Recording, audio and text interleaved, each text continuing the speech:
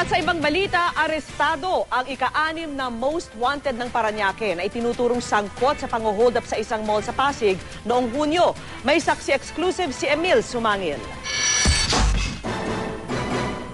Tukoy na raw ng pulisya ang isa sa mga suspect sa hold-upang ito sa Robinsons Metro East Mall nitong Hunyo na nakunan ng CCTV.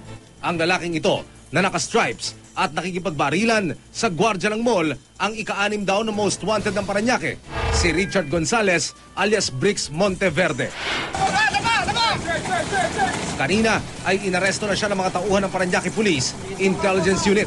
Nakunan siya ng kalibre 45 baril at isang motorsiklo. Nakulong na raw noong 2003 si Gonzalez pero nakapagpiansa kaya nakalaya.